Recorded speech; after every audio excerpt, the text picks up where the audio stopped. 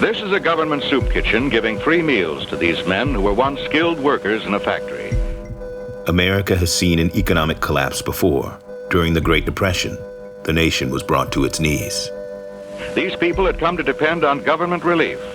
And where did this happen? Right here in these United States. But during the Cold War, government planners imagined something even more catastrophic: nuclear war.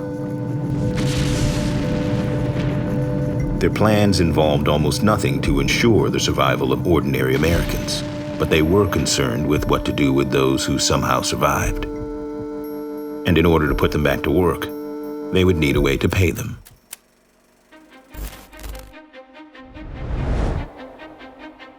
Hidden under the Virginia mountains is one of the least known chapters of the Cold War. There, the Federal Reserve constructed its own mountain bunker, known as Mount Pony. Walking down there is a series of hallways about as long as a football field. And they're cold, they're made of concrete, they're lit with fluorescent lights, and lining the hallways on both sides are these big steel reinforced doors. On one floor of the Federal Reserve bunker, a massive steel blast door leading to a 22,500 square foot vault. That's where they stored the billions of dollars of US currency. It was one of the largest vaults in the world. It contained row after row of 9-foot-high stacks of cash. 700 million pieces of currency, much of it in the form of $2 bills. This coincided in the 1970s with the period when the U.S. reintroduced the $2 bill, and Americans rejected it widely. So the Fed, rather than pulp the money, set it up in its own bunkers, assuming that after a nuclear attack, Americans would be less choosy about which currency they were using.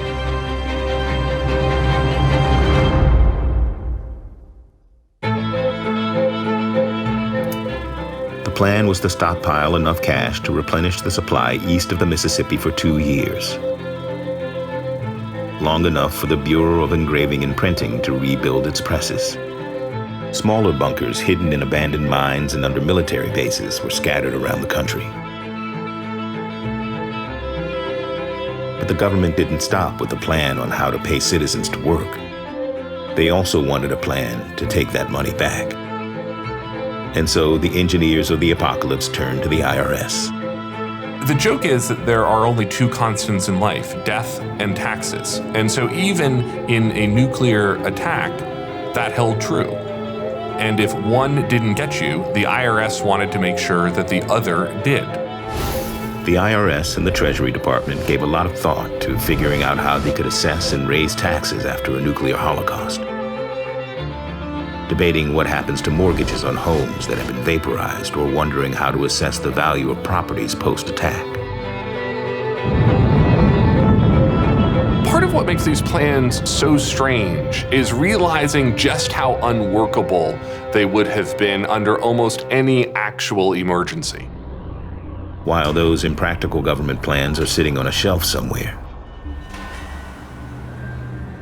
When a real economic emergency actually arises, the government is left scrambling to find a way out. It's 2007, and America's wealthiest financial institutions have been getting rich by pushing loans and mortgages to people who can't afford them. Across America, roughly 3 million homes are foreclosed on, turning parts of cities into ghost towns.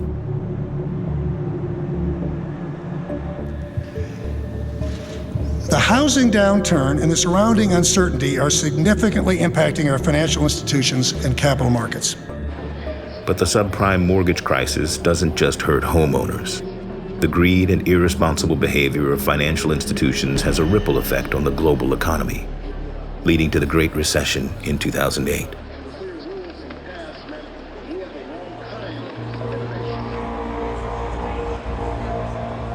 By the end of 2009, more than 15 million Americans are unemployed.